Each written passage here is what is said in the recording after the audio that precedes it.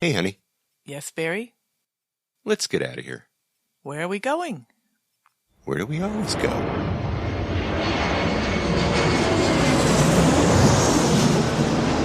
Fascina el viento, este ritmo de palmas, sin ti naturaleza, hasta encontrar la playa.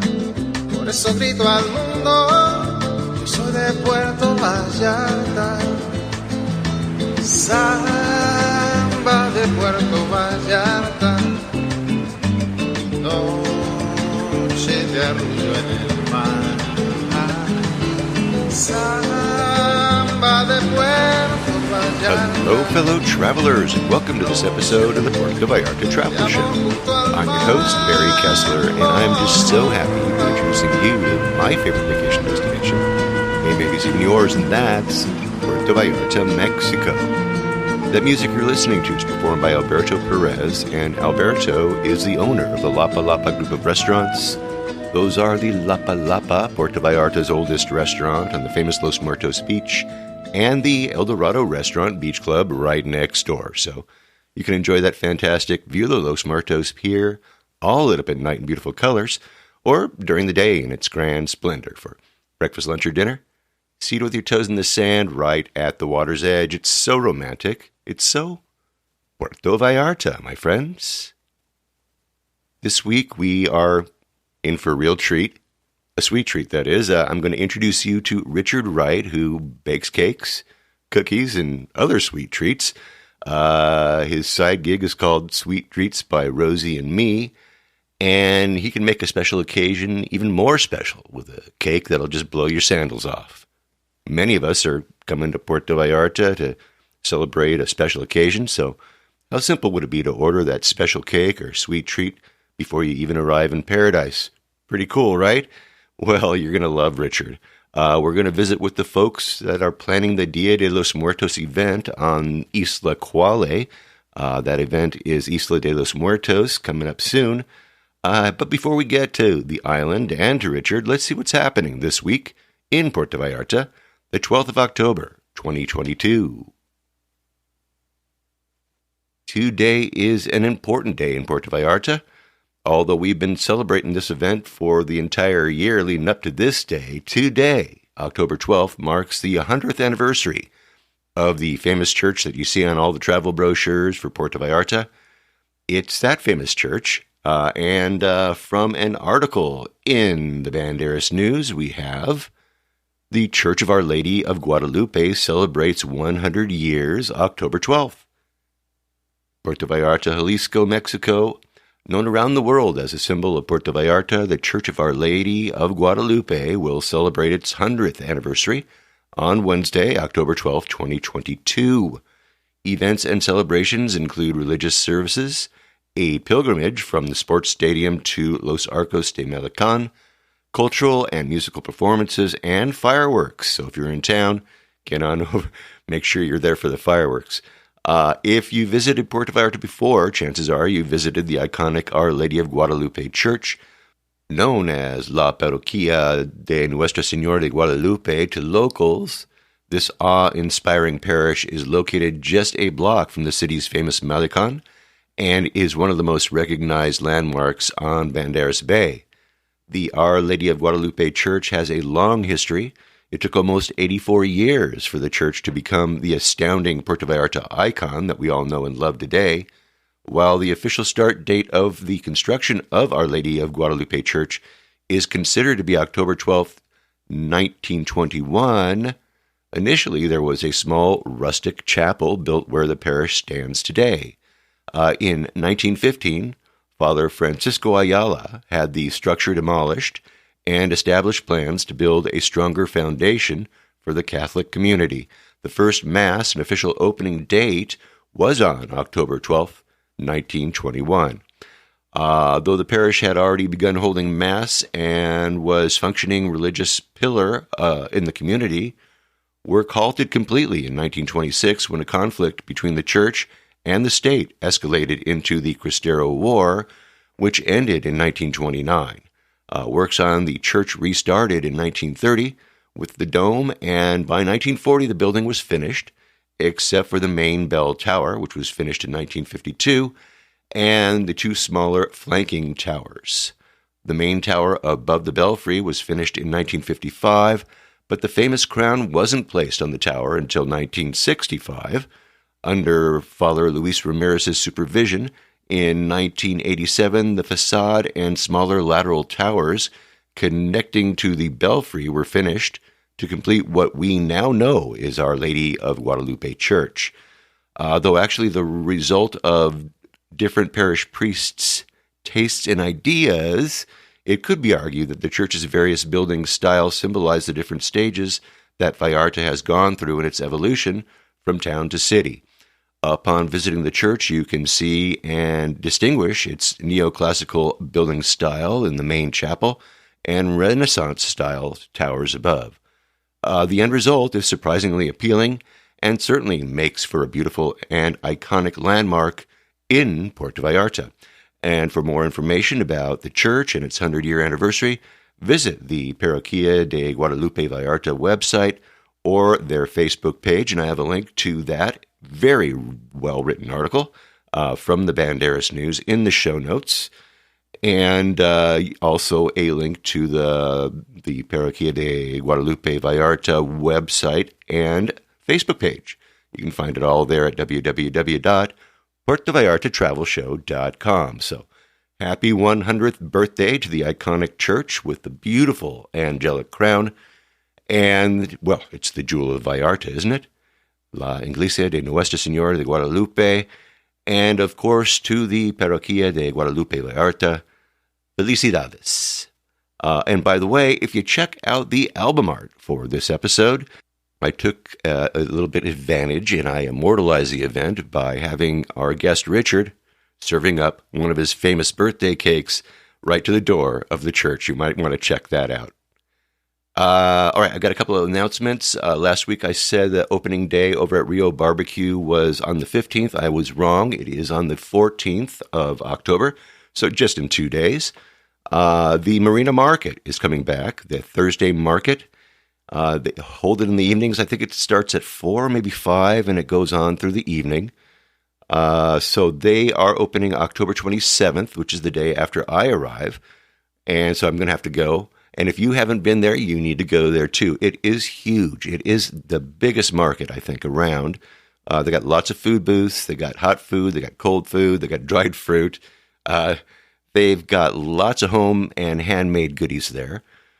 Lots of shopping, clothes, jewelry, artwork, artisans, live entertainment too. And of course, all the restaurants that are all around the marina are all open. They're always hopping. And it's just a great time to go and familiarize yourself with the marina if you haven't been there before. And just check out the really, really great market that they have there. So great news. I believe all the markets are now open and in action and ready for high season. And that is great news as well. It looks like the whole world all at once seems to be dropping their COVID requirements. And in Mexico on Monday, that marked that day. Here's an article from El Universal dated yesterday, October 11th, 2022. Use of face masks is no longer mandatory. The new Normality Committee points out that the COVID vaccine is not a condition for being able to work. The new Normality Committee, doesn't that sound creepy to you? It does to me. Anyway, here we go. The new Normality Committee, made up of the Secretaries of Health, Economy, Labor and Social Welfare, and the IMSS. Boy, they should throw in a couple of fortune tellers too, and maybe a bruja, don't you think? Anyway, all these people who have previously proven themselves to be so brilliant are now in charge again, but this time they're giving us more more hope. Anyway, all these brilliant folks, the article goes on, established that the use of face masks will no longer be mandatory in work centers to national level, that vaccination against COVID-19 should not be a conditioning factor for people to carry out their work activities, and they can't be asked for a test.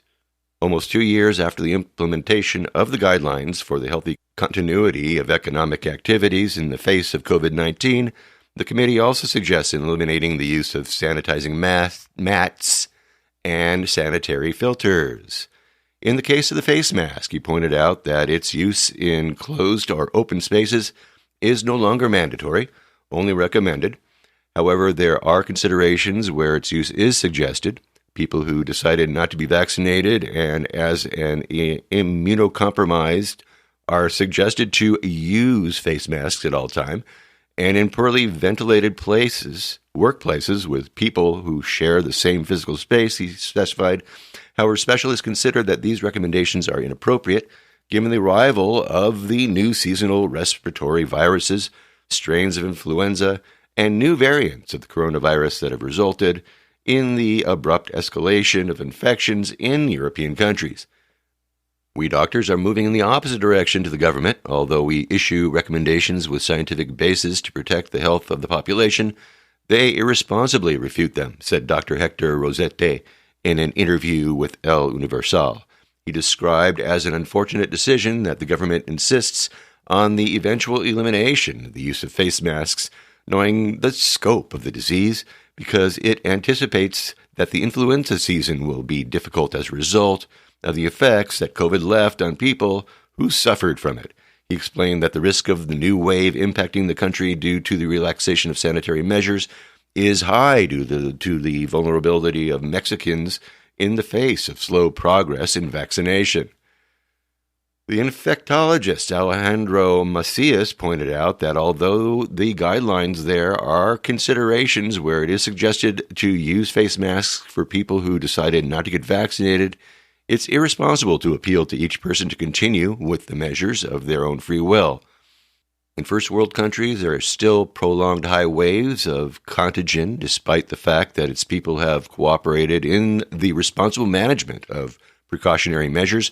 We have the case of Switzerland, where it is no longer used as an official decree, but today it is registering a serious rebound with possibility of confinement, the expert on influenza in Mexico told El Universal. Both doctors call for sanity. They advise those who have stopped using face masks to do so again to avoid a new spike in infections due to the known lack of responsibility in the management of the pandemic by the federal government. Contrary to what the guidelines indicate for the healthy continuity of economic activities, they suggest avoiding closed or poorly ventilated spaces and keeping a healthy distance, even in open places. They invite those who have not been vaccinated to apply that biological agent against the COVID-19 and influenza to reduce the impact on mortality from respiratory viruses, even though the arrival of the new wave is imminent. And I have a link to that article where those health officials are screaming and their hair is on fire. They don't want to let go of all their power, it looks like, but what the heck? It looks like the government is saying we're moving on. So, very interesting. I wonder how long it's going to take for all this to trickle down through all 32 states in Mexico, and how long will it last, right? When I was in town, by the way, in August, I noticed how almost all at once the taxistas stopped wearing masks. They stopped wearing their Cobra Bilkas. They never asked me to wear one when I was riding with them, but then one day, nobody was riding with them.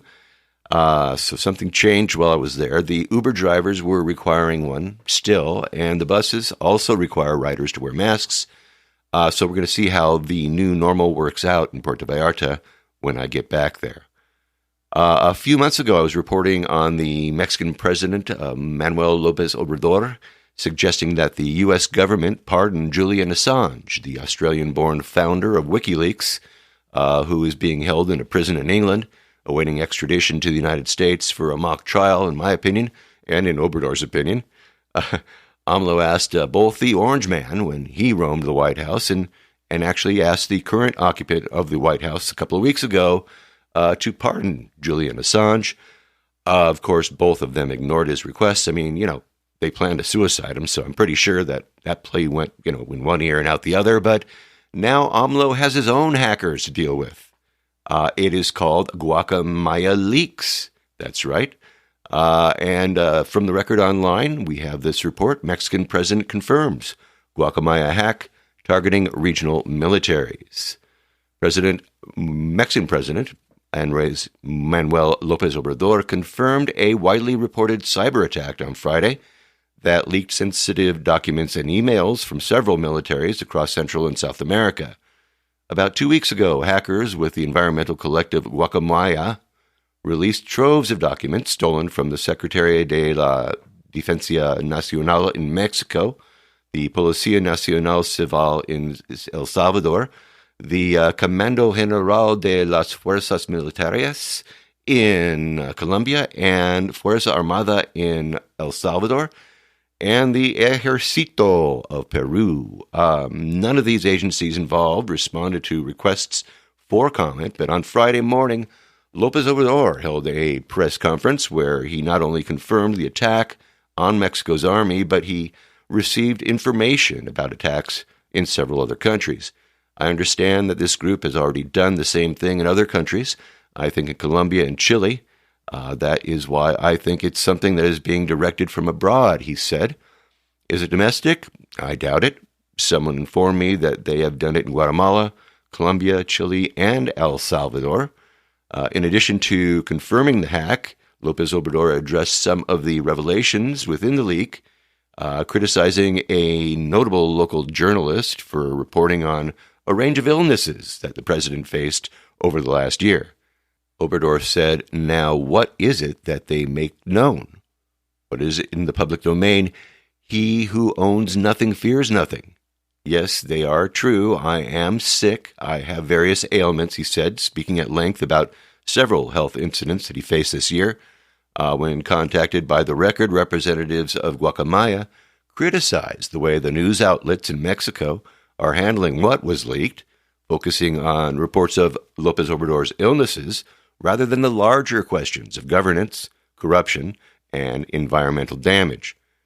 Honestly, we don't like it, and we don't approve of doing a TV program about the president's health.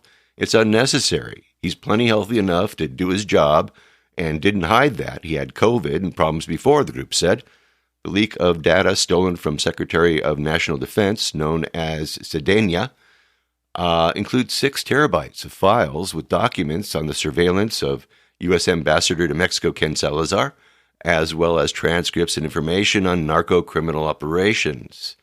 López Obrador said that he was not afraid of damaging information resulting from the leaks, claiming that everything has been said and the government has nothing to hide. If we hid things, if we were promoting corruption, violating human rights, repressing the people, then yes, we would have to hide some information, he added. For days, news outlets have breathlessly covered the stolen documents, which included thousands of emails illustrating the Mexican army's enormous control over López Obrador's government, his range of health issues, as well as disputes between leaders of the Army and the Navy. Guacamaya reportedly used Proxy Shell, a collection of Microsoft vulnerabilities exploited frequently in 2021 to gain access to the military systems. Representatives of Guacamaya slammed news outlets for ignoring leaked documents on Tren Maya, a 1,525-kilometer intercity railway that'll traverse the Yucatan Peninsula after construction is finished in 2024. They briefly mentioned that the leak contains documents on the Tren Maya, a mega project opposed by many communities in its path that would certainly be in the public interest to talk about, a Guacamaya representative said. And next week, I'll talk a little bit about Obrador's pet project, which is the Tren Maya. Anyway, the article continues, but we follow ideas of WikiLeaks that information on institutions in power should be public. The group added that they have not leaked all of the files that they stole from Sedena, because there is information in there that, in the hands of narcos, could put people at risk. But still, we decided to share it with any that we can verify are reputable journalists, whether we agree with their politics and like their reporting or not, they said. And unfortunately, those doing serious investigations take time, while those reporting tabloid gossip on the health of the president are fast to publish.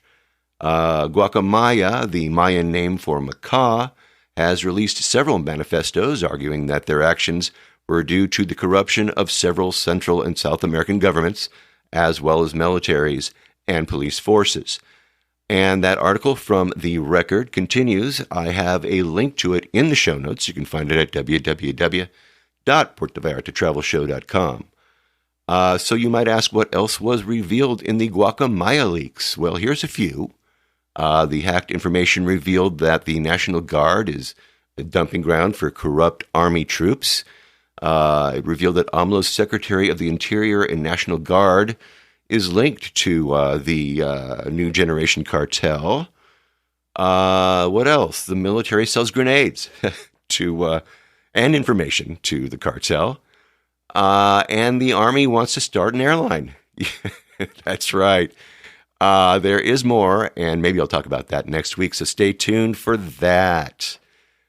Now, also note that AMLO, in this discussion of the Guacamaya leaks, these revelations, in his Mañanera the other day, was expressing his suspicions of foreign government involvement, leaking these terabytes of government secrets.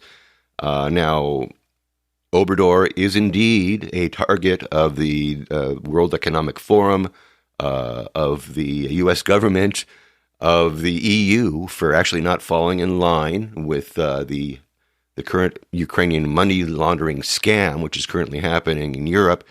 They are calling him pro-Putin. They're calling him pro-Russia for not sending arms to the conflict and for refusing to take sides. They even despise him for daring to draw up and present a peace plan for the region, calling him a Russian stooge. Seriously. So there are many in the West who I think would love to see AMLO gone. And if I were Obrador, I would definitely avoid hot tubs and small aircraft, just to be safe. I've been planning on talking about that Maya train for some time. We're going to cover it next week, okay? Mexico has a new coin. You want to look for it in your change. It's the 2020 peso piece, and it is a tribute to and in commemoration of the bicentennial of the Mexican Navy. The coin measures 30 millimeters in diameter. It has an interrupted milled edge with 12 sides, so it's got it smooth and then rough and smooth and rough all the way around the edge of the coin, so it's very easy to feel in your pocket or in your wallet. It is a two-toned coin, has a white copper nickel zinc alloy center, and it's surrounded by a yellow-colored bronze with aluminum alloy ring.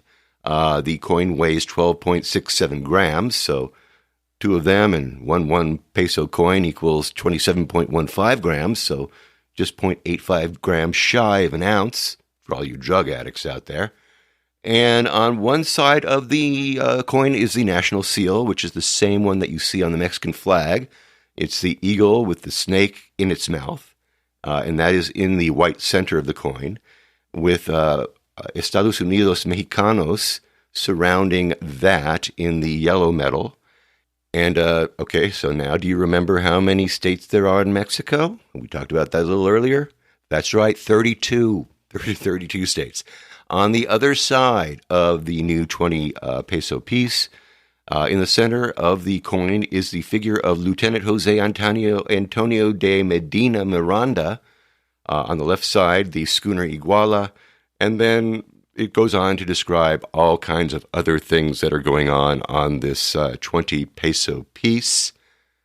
You can see it. It's a beautiful coin. I have pictures of it in the show notes. I also have embedded a video from the Bank of Mexico describing the making and the minting of the coin and of its significance. Very, very cool little video. You might want to check that out over at www.puertovallartatravelshow.com. And in Puerto Vallarta, the Mexican Navy is not only significant because they have a port, but on the Malecon, right next door to the amphitheater at Los Arcos, those arches there, is the Naval Museum. And we've been to the Naval Museum with the show, and I will link that episode in the show notes. I've got lots of pictures of the inside of that museum, but you really need to visit there if you haven't been there, especially on hot days. Admission is really cheap, and it's a great way to spend an hour or so in some air conditioning and finding out a little bit about Mexican history. It's really quite fascinating. So, and by the way, did you know that at one time, the Puerto Vallarta area had its very own currency? I found this out from our friend, the Uber driver, Eric. Eric told me about how his relatives were in the coin minting business way back when the area was known as Las Peñas. And you know what? I'm going to talk about that sometime with Eric. It's basically a fascinating story. And what else is fascinating? Well, Dia de los Muertos is fast approaching. Next week, we will be talking all about the planned events in Puerto Vallarta for the day and for the week of Dia de los Muertos. Over the last few weeks, I've been talking about the event that they're planning over on Isla Cuale. The folks over at Isla Cuale Restoration Project there are having the first annual Isla de los Muertos event. And I was able to catch up with Greg Taruk, who is heading up the planning committee for the event. I talked with him by phone yesterday, and it just so happens that I recorded it. So imagine that. So let's go right now to Greg, who had just wrapped up a planning meeting for that upcoming Isla Cuale event. And he was over at Vallarta Factory, so he had me wishing I was there with him, but instead I was sitting at my desk, my studio over in Southern California. So let's go right now and let's talk with Greg. Greg, thanks for coming on the show. Oh, thank you for having me. So tell us what's going on the island for Dia de los Muertos. What is happening? What's the event going to be like? Okay, yeah, on November 2nd, and that's a Wednesday, we're going to have a festival at the island. And it starts around 4 o'clock in the afternoon until 10 o'clock. And it will start with face painting. We're going to have loteria games. We're going to have entertainment. We have singers, violinists, guitarists. And we're going to have this tour. It's called Tour de Muertos, where we talk about the legends and myths of Mexico. And also we're going to have drinks and foods and ofrendas or altars all around the island. So are you inviting, I heard that you're inviting like businesses to come and build an altar? Yes, originally we were thinking of inviting businesses and families. So, but now we're gearing towards more the traditional way of doing ofrendas or altars. So it's an open call. So we're inviting any families or businesses to use the island as their venue to create an ofrenda or an altar. So yes, we're still inviting. It's an open call to all businesses and families. Very good, very good. Well, that's great.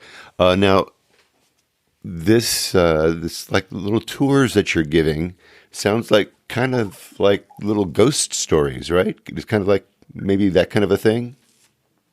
Yeah, well, a lot of them are myths and legends, and we have 5 actors that will be telling the stories in each station around the island. For example, there's the story of La Llorona, the crying lady. It's like, how did that happen? How did that started? And there's a story about the guy who does not believe in El Dia de los Muertos and what happened to him. So all these stories and legends, which are very exciting, and it will be told by professional actors. Oh, that's great. That'll give put people in the mood, I think, for that. Now it starts at 4 o'clock. Will there be face painting throughout the evening, or is that just in the beginning? So the face painting will start at 4, but it will end around 7 o'clock. Okay. And we're going to have about 4 to 6 painters, and they can go to our website, islacuale.org, so they could know more information about it. We're thinking we're going to do some scheduling or sign-up sheets online so that it will be more organized. So right. They don't have to wait in line. And I understand you need if you're going to get your face painted, you're going to need to pay for it. So bring pesos, right? Yes, that's correct. Thank you for that reminder. Yes. So it's going to be, it depends. It's like 150 for a simple paint, or if you want more elaborate, it's going to be 300 pesos. But all the proceeds will go to the island. So Excellent. the yeah the mission of the group is to restore and sustain the island, which is the last remaining open green space in Puerto Vallarta. So we call it the Green Heart of Vallarta. Yeah. Excellent. All right. All right. So that's going to be, once again, it's going to be from 4 o'clock until, you said till 10, right? Yes, it's going to be until 10 o'clock because our tour de Muertos starts at 7:30 till 8:30 for the English version, and then we have the Spanish version from 9 o'clock till 10 o'clock at night. And then in between, there's going to be entertainment. Excellent. All right. Good, good, good. All right. Well, listen, it's going to be happening all during the day. You know, you don't have to stay for the whole day. You can just come and go. But it sounds like a great event. Also, you know, if you need to get your face painted, maybe you make a reservation beforehand, right? Yes, yes. So, and also in the whole day, starting at 5 o'clock, we're going to have food. There's going to be tamales, ceviches, quesadillas, and we're going to have drinks, alcoholic and non-alcoholic drinks. All right. Cerveza, sangria, see, and Ex- mezcal. Excellent, excellent. So it's an event for everybody. That's great. All right. Now, let me ask you a couple of questions there, Greg. Where are you from? I was born in the Philippines and moved to the U.S. when I was 23 and worked in the U.S. for about 30 years before I moved here Are in you Puerto are Vallarta. you a retired guy? What are you doing in Puerto Vallarta? Yes, we. I retired early, but I love being a physical therapist. So I've been, doing physical therapy to friends or neighbors or waiters who need my service. And right now, since I love Puerto Vallarta, I thought about just staying here and having my own business. So I wanted to introduce the bubble tea to the locals. It's called boba, and so I just opened this Saturday with Boba Loca. That's the name of my bubble tea shop here in El Centro. Boba Loca. Boba Loca. Okay, so Boba Loca. what is the address of your new place there, Greg? So it's located in El Centro and it's on Libertad. So Ah, Libertad at 310. 310 Libertad. So you are, yeah, you're easy to find. You're like right in the middle of stuff. Good for you. All right, so you're making Yes, there's an OXXO, there's a bus stop. Yeah, it's a great location. and you're making boba tea. That's really cool. So is that something that is lacking? That's something that they don't have there, huh? Yeah, especially here in Zona Romantica and El Centro. I've seen bubble tea shops only in the malls, and now there's one I think in Versailles, and it looks like the locals are getting to know it, but we don't have one here in El Centro. So I thought about introducing it here in the center. Now, I know you just started up there, but do you have any trouble finding what you need in Vallarta for your shop? Yes, I did a lot of research because it's not really easy to find the tapiocas and the other ingredients, the Asian ingredients. But I did find a distributor that I could rely on because I want to make sure it's consistent, that I can get the products and the quality is good. Right, right. And of course, you've got all the great fresh fruit in Vallarta, so that you've got a nice something else to start with, Yeah, don't you? yeah, that's exactly right. Most of the bubble tea shops they use fake syrups or artificial fruit syrups and powders. Ah, But since we're here in the tropical country, why not use fresh and real fruit? oh, So sure. mine is different from other bubble tea shop because I am using real fruit and no artificial syrups. Very good. That's cool. That's the way to do it. That's the way to do it, Greg. Well, good luck to you. What's the name of your place? Called Boba Loca. Boba Loca. All right. Well, Popaloca. I like the way you said it. well, all right. Use me in your commercials. Anyway, send me a picture of your place, and I'll put it in the show notes. And of course, you guys know where to find that. You can find it at www.puertovallartatravelshow.com. Greg, thanks for being a volunteer over there on the island, on the Isla. And we're looking forward to seeing you on the 2nd, over there, November 2nd, for Isla de los Muertos. Well, thank you, Barry, for having me, and thank you for supporting our group and supporting the island. You got it, brother. Thanks again. All right. Thank you, Greg. I have pictures of Greg in the show notes, as well as the information for his cool new spot, Bobaloca, which is in the show notes. Check him out there. Anyway, next week, I'm going to be having Kika Gomez and Ernesto Garagos from the Vallarta Cultural Center on the show. These are a lovely couple. They are artists, and they are heavily involved with our buddy Guy Weeks, the guy who started the whole restoration project after Hurricane Nora swamped the Kwale Island last August. And I'm also having 2 volunteers from that islaquale.org committee. I'm going to have Mitch Kushner and Sonny Rossi on next week as well. I am really excited about trying out my newest podcasting tool, which is totally blowing my mind. Usually when I have a Spanish speaker on the show, what I do is I pot down the Spanish conversation in the audio, and then I overlay my voice, and I translate the English over the top so that you can understand. Well, this new tool that I have uses AI to take my translated text, which I will type out from the Spanish, what's being said in Spanish, to English, and then I can choose from several female voices to create a voice overlay, and get this. So instead of hearing me doing Kika, you are going to hear a female voice doing Kika, and then get this. Now, I sent a 45-minute sample of my voice speaking like I do every week for my podcast, and then they took that and they took about 24 hours.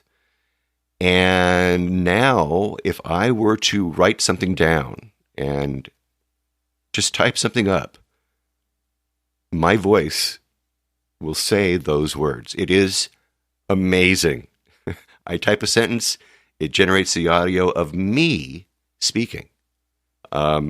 It's pretty scary when you come to think about what someone, maybe with bad intentions, could possibly do with a tool like this, right? I mean, well, nothing's real anymore, so...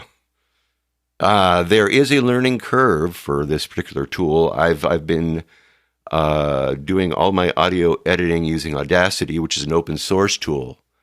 And I've been using that for over 7 years, so I know all the tricks. I know how to use that thing right and left. But now I am teaching myself something new, something that, well, we'll see what I can do to create my next episode using that.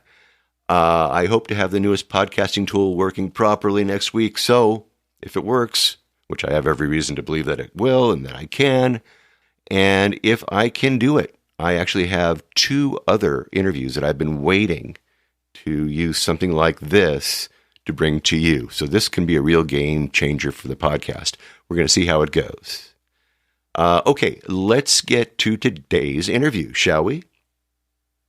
Our special guest is Richard Michael Wright of Sweet Treats by Rosie and Me. I first heard of Richard when I saw him on Facebook. He was posting about his cakes and his treats throughout the pandemic, and I followed him and watched him week by week as he improved his cake decorating skills and techniques. And every time I saw a new cake, it got prettier and more complex and more colorful. And, as the months went by, he really started blowing my mind with some of the stuff that he was making. Now, when we travel, it's, very often we're traveling to celebrate a special occasion, an anniversary, a birthday, maybe even going to be having a wedding. Maybe you have a milestone in life that you're celebrating. And wouldn't it be cool to have a beautiful cake to mark that very special occasion, delivered right to your hotel or your condo or to your special event, right? Wouldn't that be cool? Well, Richard can help you with that. So let's go right now to a little bakery. It's not his. We met to talk at a little bakery over in the romantic zone called Littenbrod. So let's go right now to Lázaro Cárdenas 311 in the Emiliano Zapata neighborhood of Puerto Vallarta. And let's meet Richard Michael Wright of Sweet Treats by Rosie and Me. Richard, thanks for coming on the show today. Oh, I appreciate it. This will be my first podcast I've ever done. Well, all right. Well, for most people it is, so that's okay. I'll try to be real gentle. Oh, thanks. Tell us about yourself. Where are you from, and what was your path that led you to Puerto Vallarta? Actually, I'm from St. Louis, Missouri, and I'm well-traveled. And I had a partner who had a house in Malaga, Spain. And when we broke up, I decided to come to Puerto Vallarta for a month, knew nothing about it, and I realized, wow, this is very much like Malaga without the price tag. Ooh, what, Malaga, Spain? Yes, the very south of Spain. So a nice beach town. Okay. Oh, okay. So you went from beach town to beach town. Exactly. But like I said, without the price tag. Mm-hmm. You know, it was very, very expensive there. And here I was just amazed. I came and spent $900 for round-trip airfare and hotel for 1 month. Oh, wow. And there I would have paid $900 just to go out for dinner. What year was that? It was 7 years ago. 7 years ago. So not too long ago. No, yeah. All right, so you landed, you got on the ground. I guess it was a little bit more than that. I came here for vacation and fell in love with the place, and I had my home in St. Louis, Missouri, and I decided, this is paid off free and clear. What if I sold the house and bought a place in Puerto Vallarta and created a life here? Well, it didn't work out that way. I sold the house, spent the money, and then 5 years after that, I ended up coming. Okay, all right. So a little backwards, but you did finally make it. I did. But didn't buy a place. No, unfortunately. Yeah, all right. So you came back, and what did you do? Well, I've always been in the restaurant business for probably the first 25 years of my life, and I know how to cook, I know how to bake, and at Christmas time, I always made little care packages with cupcakes, cookies, candies, and I gave them away. And everybody's always said, oh, you should make that for a living. You should sell these. Good. Like, yeah, if you're good, right? Oh, I didn't know how good I was, but sometimes people just say things to be nice. Yeah. But so it was the start of the pandemic here, and people weren't going out, and delivery services was really big here. Sure. So I thought, well, why not make cookies and candies and cakes and offer delivery service to the locals, at least the local Americans, and see what will happen from it. Yeah. And now it's been over 2 years that I've been doing this, and it actually really took off, and it elevated my levels of baking. At first, I was making these little brownies that I brought you today, and they weren't really well, but then somebody would say, how about making a carrot cake, or how about making some kind of cookies? And so I did. They liked them. And so I started offering them. Well, then I learned how to decorate a cake. And then I started decorating it very well. And now I tend to make maybe 5 to 10 beautifully decorated cakes a week. Wow. And that is what is sustaining my business here. This is what's keeping me open, are my cakes that are just very bonito. Yeah. Oh, believe me, one of the reasons you're here is because I love your work. I think it's fantastic. Well, I appreciate it. I can see it in front of me, and I can't hardly wait to dig into those brownies. But you make your things visually tasty, as well as, I'm sure, Well, I learned many years ago, people eat with their eyes. And so as beautiful something may be, it might not taste as good as it looks, but it still looks appealing. Well, I have the benefit of it looking good and tasting good. The one thing about Mexico is they do create a lot of beautiful desserts, but as Americans, we like sickening sweet desserts. Oh, yeah. And we miss the sugar. Yeah, and here they don't use a lot of sugar. They don't use a lot of like heavy chocolates and things like that, where I still use these things. I have people every month smuggle chocolate in. I have white chocolate, I have dark chocolate, I have milk chocolate, I get butterscotch morsels. I get all this stuff from the States. Believe it or not, a lot of it comes from Walmart. And my friends bring it here, and this is what I have to offer. And the locals that buy it always tell me, oh my God, this reminds me of home. Oh my God, this reminds me of childhood. And I like hearing those things. Yeah, no kidding. All right, so what's the deal though with the Mexican pastries? I mean, you walk into a pastry shop, and you got a whole, oh, that looks good, and then you take a bite and you go, yeah, where's the sugar? Why don't they use sugar? What's the deal? I really don't know. I think the problem is their sugar here is very different than what it is in the United States. And so the sugar that they're using is not a refined sugar, and they're using it to bake with, and we use it to make our coffee with because it's very... The grains of the sugar are very big, and they don't dissolve in cakes or they don't dissolve in the icing where it dissolves in our coffee, but they're using it in their desserts, and it's just not the same. Interesting. Wow. All right. So when you do it, what kind of sugars are you using? Well, I am spending the extra money, and I'm buying the refined sugar that we typically use in all our baking needs in the States, but I also use a lot of what we call powdered sugar. Here it's a Zucra glass, and so it's a very, very fine powdery sugar that makes I told you about my decorated cakes. I make a traditional buttercream icing. I found a butter here that is not a Mexican butter. Oh, good. Even though it doesn't have the taste. It's a local creamery that makes their own line of butters that's half the price from going to the grocery store. Oh, my. And but I use the glass sugar, and it really does make a difference. It just makes what we're used to for the buttercream icings. Right. Now, I notice around, especially in PTO where I'm living here, there's a lot of party stores and a lot of places that have equipment to make beautiful pastries and all that other stuff. Are you finding it very, very easy to find that kind of stuff? Well, here, right? actually, those are the shops that I shop at. The most popular one is one in the PTL, and there's one right here in the Romantic Zone. It's called Mia Casita. But the problem with it is it takes me 3 different stores to make one cake. I buy butter from one place. I buy sugar from someplace else. I buy flour from another place. I buy the containers from someplace else. So everything I make is a very long time process. Yeah. People don't realize that, but it also gives you the treats that I offer you. So I take that extra time to make a premium product.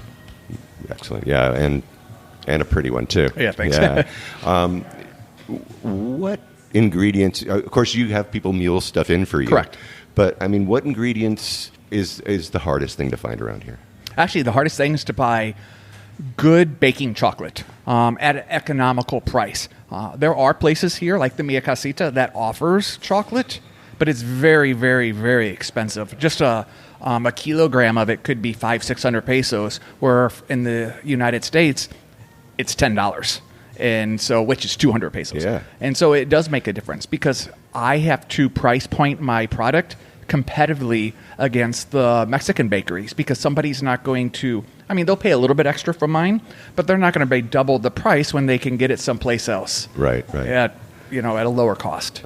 Very good. Very good. So you're doing cakes, you're doing cookies, you're doing brownies. What other kind of treats are you producing out of that? I try to, my cakes, the brownies. Actually, what I do is something called a St. Louis gooey butter cake.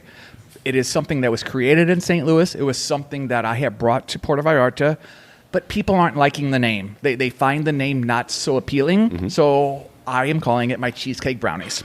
And I am selling so many cheesecake brownies, it's not funny, which is St. Louis gooey butter cake. So anybody from St. Louis knows what I'm selling. But I am selling these cream cheese brownies. You're killing me.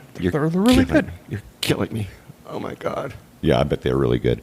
When people get a hold of you, they're saying, I'm going to be having a birthday party for my friend. I'd like you to design up a cake. Do you give them suggestions, or are they do most of them just go, hey, I want it to look like this? That's a good question because everything I do is a piece of artwork. People do ask for certain colors, flavor profiles, and designs, and I love doing it.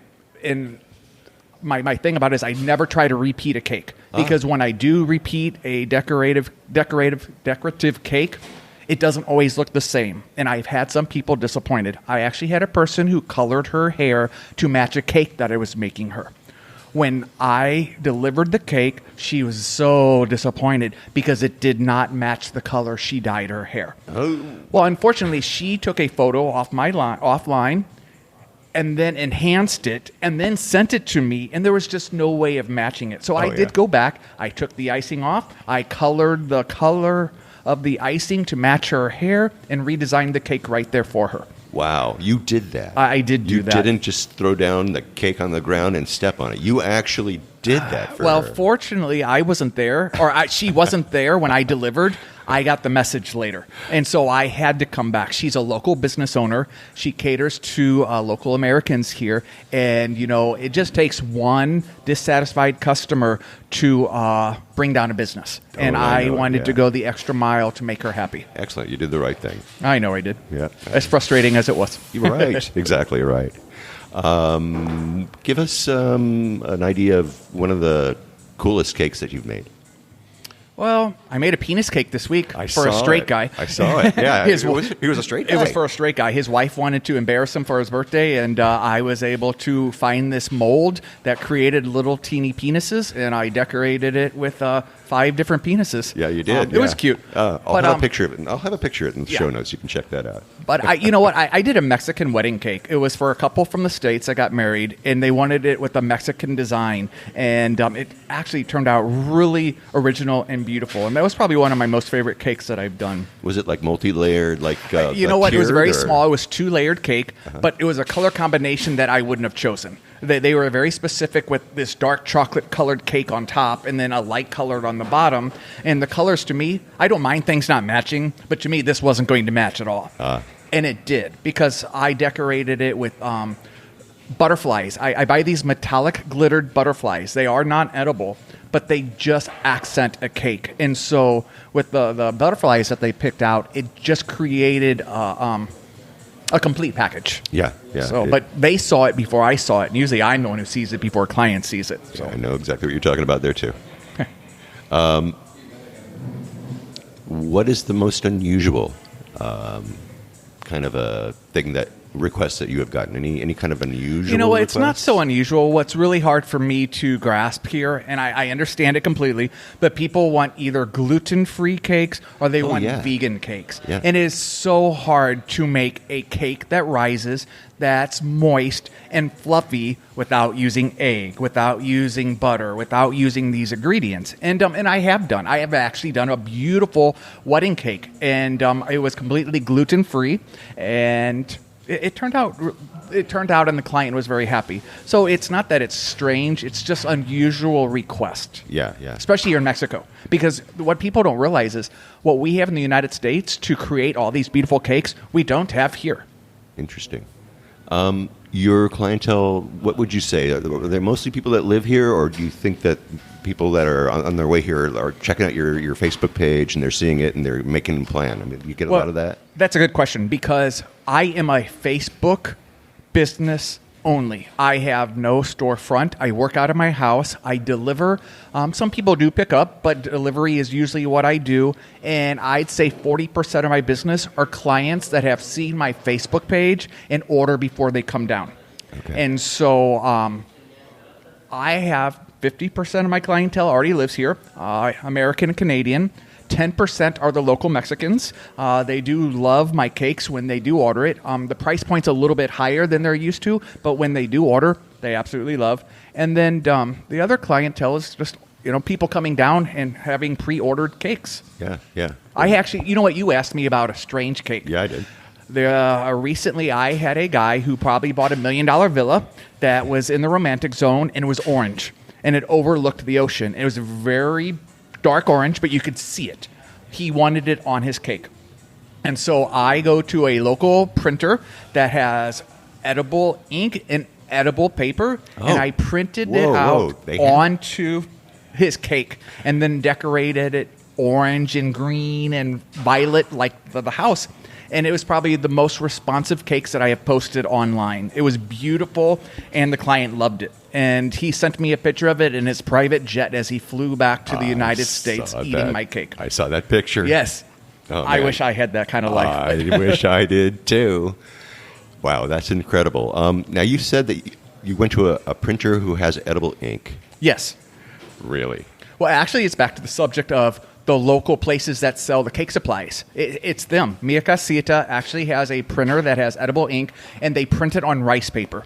So it's like having communion, because as soon as you put a piece of communion in your mouth, it dissolves. It has no taste. It has no texture. And this rice paper is the same thing. You put it on a cake after you've decorated it, and it just dissolves the minute it goes into your mouth. Okay, so these are the things that you see when you've got a picture of a couple, right? That's exactly what it is. It's actually printed onto some edible piece of paper. Yeah, exactly.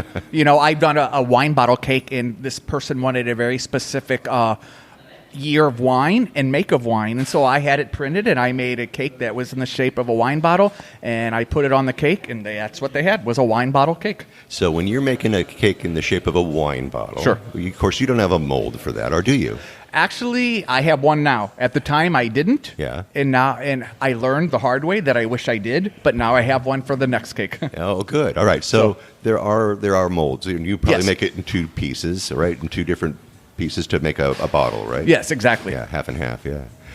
Very interesting. So, yeah, that probably cuts a lot of time and effort into like slicing cake to make it round. And It is. It does make things easier, and that's what people don't realize is the time involved. I use a lot of sprinkles on my cake, and when people think of sprinkles, they think of just confetti sprinkled all over a cake.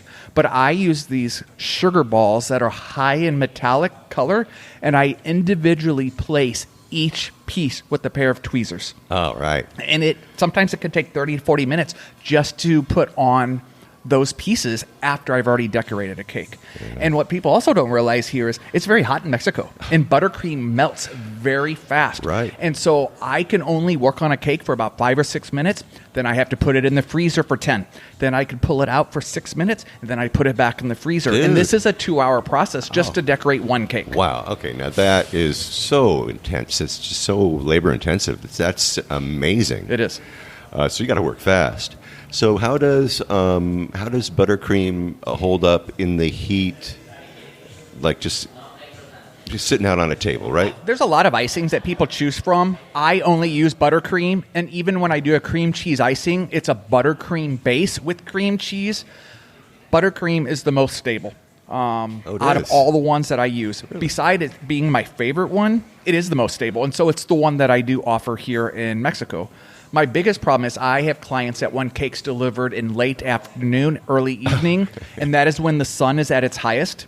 I had a cake delivery to Bravo's restaurant, very nice restaurant here, and the Uber I took did not have air conditioning. Yikes. The cake completely slid in the pan. I didn't know it till I delivered the cake, and what did I do? I actually took an Uber home, redecorated the cake, brought it back, and the client never even realized it. My point was, I don't want to deliver a cake late in the afternoon. I usually do all my deliveries between 9 and 11 before the heat of the day sets in. All right, so keep that in mind. If you are getting a cake from Richard, don't get blasted the night before, okay? Get up at a decent hour so you can accept a cake that's not sliding off of a pan, right? What about delivering? Have you ever delivered a cake to a crazy place that is interesting, unusual? Well, there's a few villas here in Puerto Vallarta that people have no idea about. And I had a cake that was a 2-tier cake, and it was called the Shades of Blue. And it was a beautiful cake, probably one of the most expensive cakes I did, and it just shades of blue. It graduated from a dark blue to a very light blue, 2 layers. They paid for delivery. Well, it was straight up the mountain, and I had no idea. And so I Uber all my cakes. So I'm not driving and having a cake sitting in a car. I am holding the cake. Yeah, you're like clutching it, like it is. It's in your very arms, true. right? But going straight up the hill on these cobblestone streets, I was scared. I was just so worried that this cake was going to move in its pan, and it was 4:00 in the afternoon. Yeah, of course. Perfect So timing. of course it was already hot, but the cake made it. But once I got to this villa, you have no idea that it was up there and how gorgeous it was. You open these ugly doors and you look inside, and it's just beautiful views of the bay and a beautiful home. I mean, beautiful, beautiful. Yeah, so you get a chance to visit some pretty cool places. Oh, I've been in 2-3 million dollar homes already since here. Actually, I was at the penthouse in the Paramount building. top floor. But unfortunately, they only let me through the front door. They didn't let me inside of their home, but just the view and the breeze. It was phenomenal. So yeah, unbelievable. Well, those are the perks of your job. it is. The one thing I do that's every year is I have been doing a Christmas menu. And so during Christmas, I do traditional fruit cakes. They are small. They are pricey. But the first year I sold 55. Last year I sold 82. And this Christmas I expect to sell more. I had clients that had ordered one and requested 5 more the week after they ate it. They are good.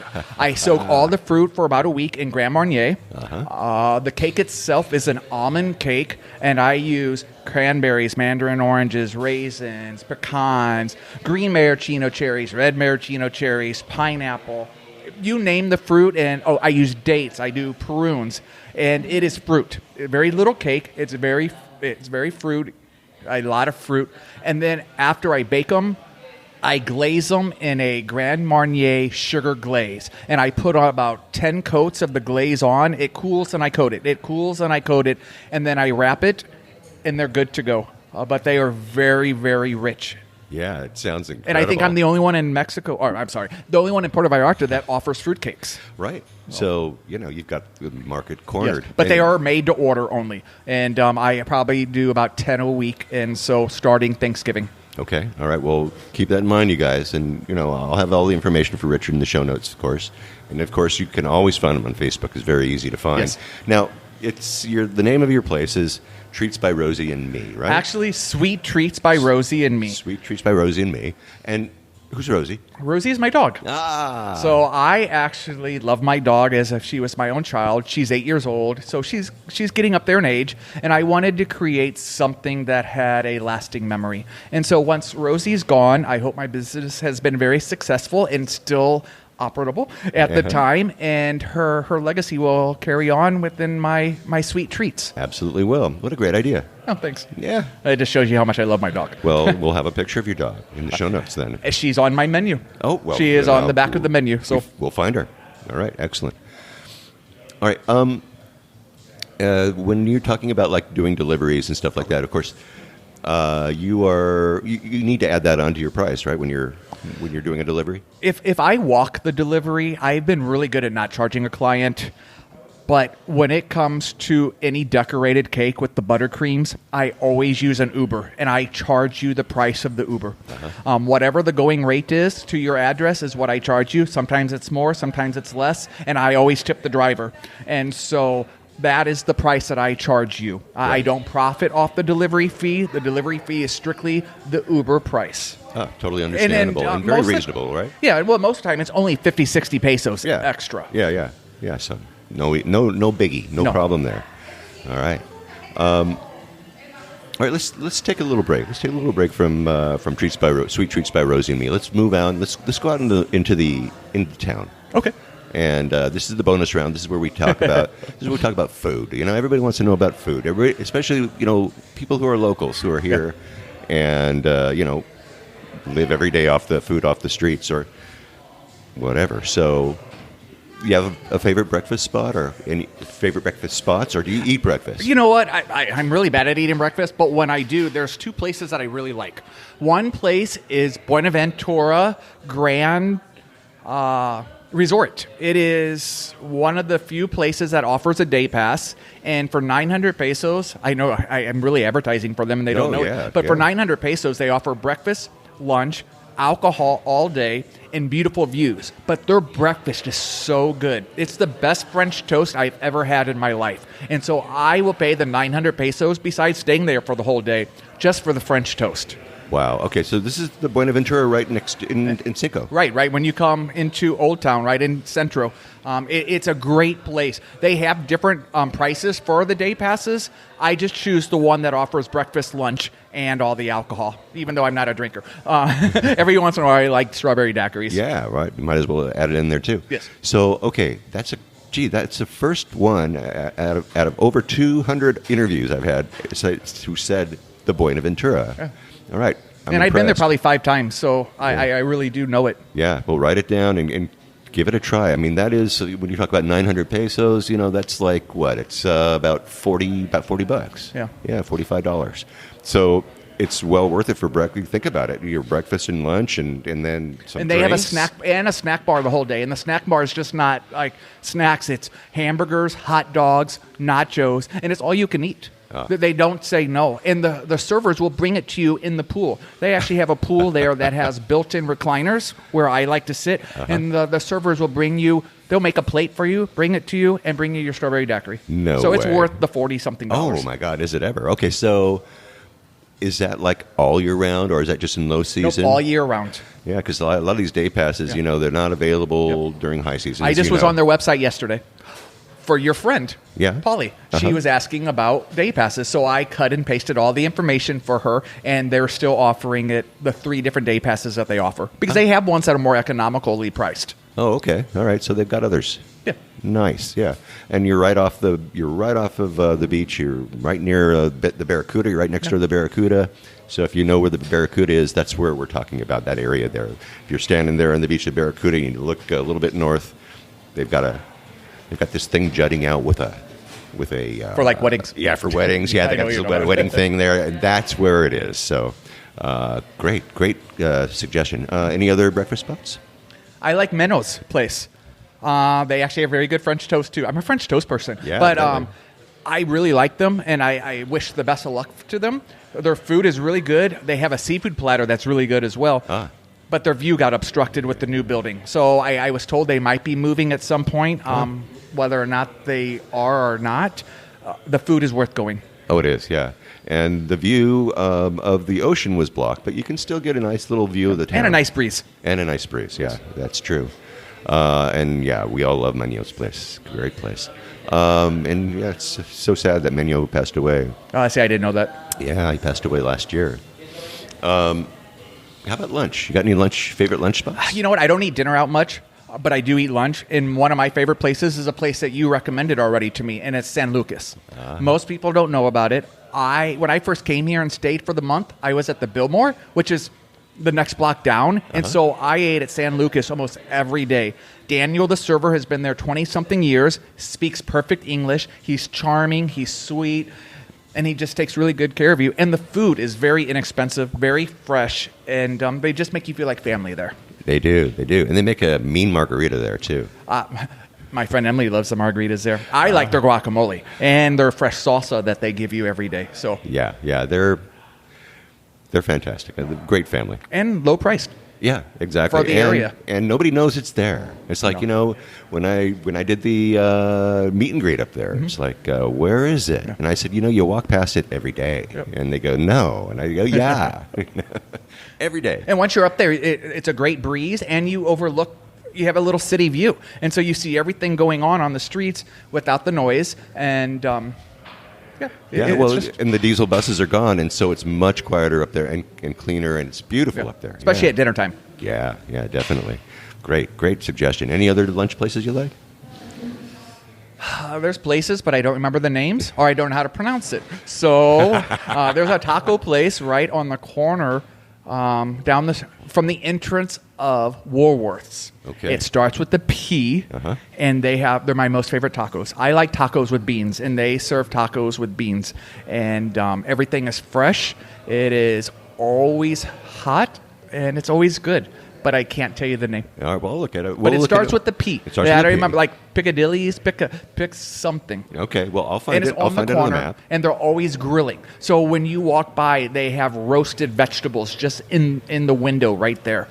Okay, yeah, I'll find it, and we'll put a link to it in the Okay, show good. notes. Yeah. Let's see here. How about, I was going to say, great places for desserts, but we already know where to find desserts. So, Yeah, well, exactly I right. highly recommend mine. Yeah, as well, you should. If you had to work, you had a lot of stuff to do, but you had a friend coming on a cruise ship, and you were going to pick him up, Right. and you were going to drop him off somewhere in town when you went back to work. But you are going to take him to the place that represents Puerto Vallarta. Where would you take him? Wow, that's a very unfair question, because as you're asking me this question, I already have a place in mind, but I don't know how much it represents Puerto Vallarta. But to me, it's just a place that I love to go. And every time I have a guest visit me from the States, this is where I bring them. And that's the zoo. I love the zoo here. It's very hands-on. It's very small. For a small donation, you get a bag of food, and you can feed the animals. There's a point where you are where the giraffes are, and the giraffes will stick their tongue right in your ear and get the best pictures you could ever possibly get in a zoo experience. I just feel it's very quaint. It's very, I don't know. I just like it. It has a really good vibe. Some people don't believe in the caged animal aspect. I believe if they have a better life in the cage, then more power to them. But I really like the zoo here. And most people don't go to the zoo when they come here to vacation. No, they don't. That's very interesting. So, yeah, and that whole area there has got some... They actually have a really good resort there, too, but I don't know if they do day passes anymore. Oh, I think they might. Over at the Barcelona? Yeah, I've done theirs. I really like theirs, too. Yeah, all right. Well, good. Yeah, and it's a beautiful area, if you want to spend a whole day on a beautiful beach. I mean, although they kind of lost most of their beach. It's kind of sad. Kind of slid into the ocean. Oh, well, I moved here from Florida, so I'm used to that. So. Oh, right? Yeah. The sand is disappearing. Yeah. If you had a day to go somewhere and come back, what's your favorite day trip around here? Well, it's not a day trip, but I like Guadalajara a lot. Well, that's a 3-day trip, huh? Yep. All right. So you take a bus, or you drive? What do you do? I've taken the bus, and I've flown to Guadalajara. Economically, the bus is really a very nice bus. It's air conditioned. It's a first class bus. Yeah. No ifs and buts about it. It's very inexpensive. Usually about $75 US round trip. It leaves here at 8:30 at night, and then you get there at 2. And I just love it. I went to Mexico City a couple months ago and spent 4 days there. Yeah. I prefer Guadalajara. I think it's more quaint. Has a more romantic type feel. It does have a nice city hustle and bustle, but it also has a nice relaxed feeling as well. Oh, all right. Very good. How about day trips? You like Sayulita. Yes. I mean, I think that's just a given. If you're coming here and you have extra time and you want to do something different, Sayulita's cute. It's quaint. It's a seaside little town, and it's good food, and it is what it is.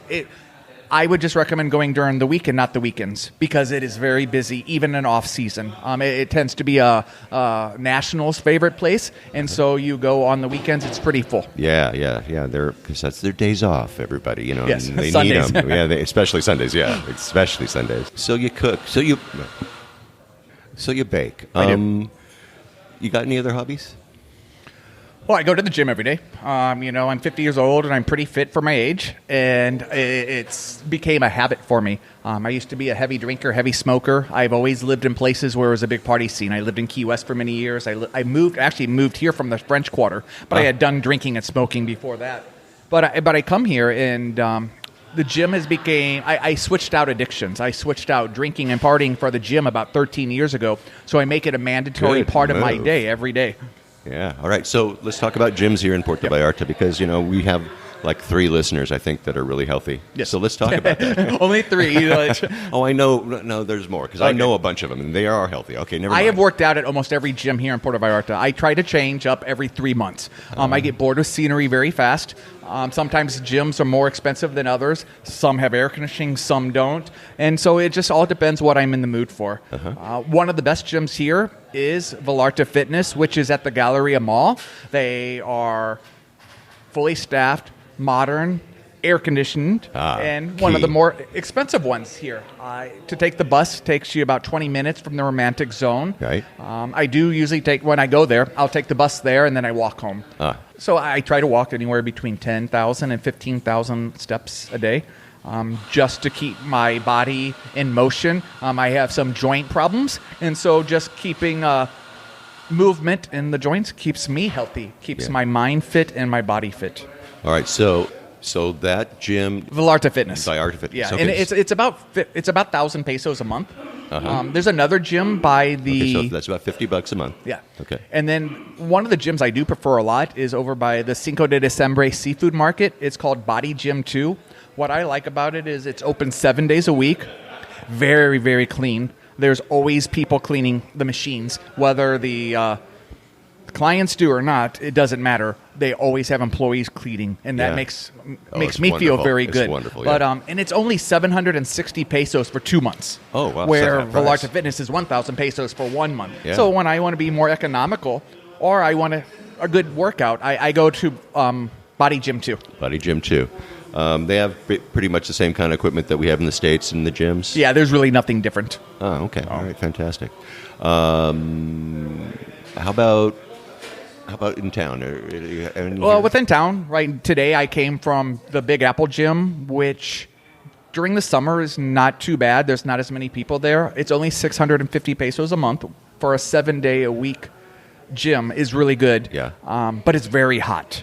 Even though it's a new gym and a big gym, the airflow there is absolutely awful. There's no way they can put air conditioning in, and so it stays hot. But right now they're doing something what maybe a younger generation won't know what I'm talking about. Older generation will. But many years ago, people couldn't afford to have air conditioning, so they put attic fans into their homes, Yeah. which draws cold air in and runs it through the building. Well, Big Apple Gym is doing that right now. They have put in 2 large fan units that's going to make it kind of like a whirlwind effect inside without having air conditioning, but it's supposed to cool it down 10 to 12 degrees. Yeah, I imagine it would. So right. that would be good. Yeah, all But right. there's a lot of people that won't go to a gym that doesn't have air conditioning. Oh, no. Well, I understand why. I mean, you wake up in the morning and you're going, oh, it's a little warm and Yeah. it's a little humid. And I can stay in my house and be air conditioned. Yeah, right. Yeah, exactly right.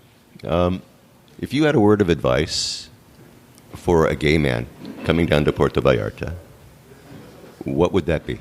It's funny you say that because when I came to Puerto Vallarta 7 years ago, I had no idea the gay population here was so big. I came here because it was an economical trip to Mexico on a beach, and so that's why I came. When I got here, I was completely amazed at how many gays came here from all around the world. But I still had blinders on. When I moved here, I've lived here 4 years now. When I moved here 4 years ago, it did open my eyes up to a lot of different things that you don't see as a tourist. And the one thing that's very big here is scams. And so you do have a lot of gays that come here from Guadalajara or Mexico City to rob local gays. And so you want to be on the lookout and always be mindful of your surroundings. People have been known to get drugged and robbed in the gay community here. And that's what my recommendation would be. Just be cautious of your surroundings. Don't be naive and think it can't happen to you, because it happens to the best of us. Yeah, and keep in control of your drink. Always have it in your hand. It is true. Don't leave it on a bar. Yep. Take it with you to the bathroom. I mean, don't take chances. This is Mexico, and there's crime all around us. But people, I have friends from the United States that are coming to visit me, and they're like, oh my gosh, on the news right now, it's talking about stay away from Mexico. I never see these things here in Puerto Vallarta. What crime goes on here is so minimal compared to what's going on in the rest of the world that I would never be worried. I would be mindful of my surroundings, as always, but Yeah. I wouldn't be worried about crime. You're not going to be taken off by the drug cartel. You're not going to be kidnapped. All these things just don't happen here that we keep seeing on the news. Yeah. Absolutely right. That's why we keep coming back. Yeah. Or why we live here. Or exactly why you live here. You know. You got friends asking, what are you doing in Mexico? It's No, so I have been a dangerous. gypsy all my life, and so to my friends, it's just It's another normal, step. right? Exactly. Another stop I in lived life. in Florida. I used to have a 40-foot boat, and my boat was my condo on the water. Many years ago, I was successful, and I made a lot of money, and I had paid off my house. I drove a Mercedes convertible, and I had a 40-foot yacht. Now I am poor, and I live day to day, but it's a rags to riches, back to rags story, but it's humbled me. And so now I live a life that I can afford and enjoy. Yeah, no kidding. Yeah. Oh, well, God. Why I talked about my boat, I don't know. Maybe it was a free plug of something, but it was just showing that I've lived all over, and I kind of lived that gypsy life. Yeah. And I bought my boat to travel, but gas got so expensive that I couldn't afford it. People were trading in their cruisers for sailboats I was so going to they say, could you travel. needed a sailboat, Yeah, bro. but it's so small compared to a cruiser. Oh, yeah, I know. Boy, do I know. I had 2 bedrooms, 2 bathrooms, 2 central air units, full kitchen. I baked on my boat, and a full dining room. So it was the last apartment I had in Puerto Vallarta was smaller than my boat. Oh, well, yeah. So, but now I live in a 2,000 square foot house that overlooks the bay. Oh, man. Yeah, Well, it's absolutely gorgeous, and it's $700 a month. So for people to say, "Oh, Vallarta is getting so expensive," I just moved into this house last week. You just really have to be mindful. You have to put in the legwork. Yeah. So many people get Take your online. time, too. Well, they get online and they're like, "Where can I find this?" Well, you know what? I did all the homework myself. I did all the legwork myself. So things just don't get handed to you that easily here in PV. So if you want something specific, you have to do the homework. Yeah, definitely. Wow. And that's great advice. Yeah. Now, when you're doing the legwork and homework, I mean, are you going on sites like like any of the Mexican sites? No, for Facebook. homes? I live on Facebook. I advertise on Facebook, and I get all my information off Facebook. Fortunately for me, is I moved into a loft house, and on the property was this 2,000 square foot house. And I told the owner if it ever become available, I would be interested in it. Okay. So there was no way. It just took time. Well, it did fall into my lap. I just said, don't let things fall into your lap. This one fell into my lap. Yeah. So, yeah. And I was very lucky. Yeah. It sounds wonderful. Yeah. It is. And you can make it up that hill, right? You can, because you're so healthy. Yes. And you know what? I do. I can tell you some days I'm lazy and I'll take the 40 peso Uber. But normally I walking down, it's a breeze. Yeah. Walking up it with groceries, sometimes it's hard Yeah, for no anybody. Yeah, it doesn't matter how old you are. Oh, yeah. Okay, good. It makes me or how healthy. It makes me feel good. It makes me feel a whole lot better. Let's see. Word of warning. You have any words of warning for somebody, first-time traveler coming here? When you take money out of your ATM, this is much talked about actions here. Decline all the fees, because you're going to end up with a $30 US dollar fee if you accept. So decline. You know, just do the conversion of whatever the pesos is to dollars or dollars to pesos, and decline all the fees. Okay, all right, that's a great tip. Yep. Sometimes it's $30 US dollars for us. You know, sometimes the transaction fee is higher than what you're taking out of the bank. Mm-hmm. Mm-hmm. I have been very fortunate. Not many negative things have happened to me since I've been here, but I do pay attention to my surroundings, and I do read on everything that goes on. And so sometimes some people aren't as fortunate as me. Yeah, well, you're athletic, and you look like a strong guy. So you also, you don't look like a target. You know what I mean? But when you're doing things online, sometimes people don't know what's on the other side of that picture. Right on. Exactly right. That's another thing to really think about, huh? Yep. Yeah. Because I look bigger in my pictures. Wait a minute. No, you look fine. You look good. All right, here, let's go back to Sweet Treats by Rosie and me. How do we get a hold of you? Obviously, we get a hold of you on Facebook, right? You know what? I do WhatsApp and I do Facebook. If you go through my Facebook, my menu is on my page, and then my WhatsApp phone number is on there. But just send me a message. I've gotten older in my years, and I'm very forgetful. So if you send me a message, it's there in black and white. Yeah. And so I go back and reread to make sure I always get something right. If I get an old-fashioned phone call, I will forget to write it down, or I will forget what you ordered. So I like having it black and white. That's a great idea too. All right, so make sure that and be specific and very specific, and ask questions if you need to. So that's really important too. All right, so I will have the links for that. Well, I won't have your WhatsApp, but I will put on your Facebook link there, and then once you get a hold of them, then you guys can switch. Yeah, I mean, my WhatsApp is just there to be there. Everything you need from me, just do it through my Facebook Messenger. Okay, excellent. All right, and you'll find that, of course, at www.puertovallartatravelshow.com. I'll have a link to that in the show notes, so you can find it there. I'll have a lot of Richard's cakes, so you can see how beautiful they are and see what he does. And it's magical, actually, what you do. I'm really. Well, I appreciate it. Every time a new one pops up, I go, "Oh my God, look at that thing! That is gorgeous." I don't want to eat it, It's just, it's like. I mean, have you ever had somebody say, "How do I preserve this? I don't want to eat it." Yes and no. I get all the time. Your cakes are too pretty to eat, but I also get people that over order and want to know, "Can I freeze this?" Yeah, can you? Yes. You just take my cake, you put it in the refrigerator, cut it in the size slices you want. Wrap it, and then put each in a freezer. The same way with my brownies. Everything I make, unless I tell you different, is freezable and edible as soon as you pull out of the freezer.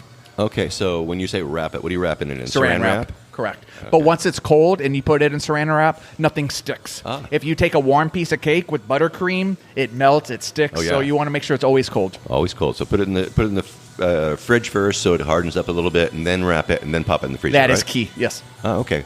Perfect. All right. So you'll find all that, of course, in the show notes. And is there anything I forgot? Is there something that you wanted to add? You know, we've talked about so much that tomorrow I'll remember everything I forgot today. But as of right now, I think we went over everything that I needed to. I think so, too. All right. Well, that's wonderful. Richard, I want to thank you so much for coming on the show today. I want to thank you for letting my listeners know that, they could actually order something special, because a lot of people are coming here for special events, and they could order something special before they arrive, and they know that it'll be there and it'll be delicious when they arrive. So I think that's wonderful. And plus, for people who live here, they want to maybe get to know you a little bit. So I want to thank you for joining me and letting me introduce you to my listeners. I truly appreciate that. I appreciate it as well. It's, like I said, my first podcast, and I think I did pretty well. I didn't get tongue-tied too many times. You did great. I mean, I'm not going to have to do much editing at all. This is the kind of stuff that I like the best. And I can't wait to dig into your brownie here. So we're going to have to stop now. Okay. Well, thank you so much. Thank you, Richard. Appreciate it. All right. Thank you, Richard. Dude, those brownies were so good. I can honestly say that they were the best brownies that I have ever tasted in my entire life. They were that good. Anyway, I have links to Richard's Facebook page where he has all of his contact information. I have pictures of some of his delicious and beautiful treats. They're all in the show notes. And what about his recommendation for that day pass to the Buenaventura? What a great idea that is, right? I am definitely going to do that when my wife and I come down in just a couple weeks. So thank you very much for that great tip, Richard. And of course, thanks for sharing everything with us, amigo. All right, well, that should do it for today. Next week, stay tuned for more on-the-ground reports from Puerto Vallarta, Mexico, with travel tips, great restaurant excursion ideas, and more. But until then, remember that this is an interactive show where I depend on your questions and your suggestions about all things Puerto Vallarta. If you think of something that I should be talking about, well, please reach out to me by clicking on the Contact Us tab and sending us your message. And remember, if you're considering booking any type of tour while you're in Puerto Vallarta, you must go to vallartainfo.com. That's JR's website. Reserve your tour through him right from his website. Remember, this is a value for value proposition. His experience and on-the-ground knowledge of everything Puerto Vallarta in exchange for your making a purchase of a tour that you would do anyway. You're just doing it through him as a way of saying, thank you. Thanks, JR, for being our guide. It costs no more than if you were going to use someone else, so do it, really. And when you do take one of those tours, email me about your experiences. Maybe you can come on board and share with others what you liked or didn't like about the tour. Again, contact me by clicking on the Contact Us tab and sending off a message. And don't forget, he's got his maps, his DIY tours, his revitalized happy hour board, and more. And I have links to all of those in the show notes. And once again, if you like this podcast, please take the time, subscribe, follow, share with a lover of Puerto Vallarta, or give me a good review wherever you happen to be listening. That way we can get the word out to more and more people about the magic of this place, Puerto Vallarta, Mexico. Remember, I made it easy for you to do just that with each episode I create. But if you haven't been to my website, you really need to have a look there. I have links to the places that we talk about, and interesting pictures and more, right there in my blog posts and in the show notes for each episode of the show. So check them out for sure if you haven't already. All right? All right. Thank you, Greg Tarup from Isla Qualia Restoration Group, for letting us in on what's coming on, what's going to happen over on Isla de los Muertos, that event on November the 2nd. Make sure that you get over there if you're in town. And check out Greg's new bubble tea place, Boba Loca, over on Calle Libertad. And thank you so much to my buddy Richard Wright of Sweet Treats by Rosie and Me. Find him on Facebook. I have links, I have pictures in the show notes where you can find him. And you can find all that, of course, at www.puertovallartatravelshow.com. And hey, thanks to all of you for listening all the way through this episode of the Puerto Vallarta Travel Show. This is Barry Kessler signing off with a wish for you to slow down, be kind, and live Vallarta lifestyle. Nos vemos, amigos. De Puerto Vallarta, noche de arrullo en el mar. Samba de Puerto Vallarta, noche de amor junto al mar.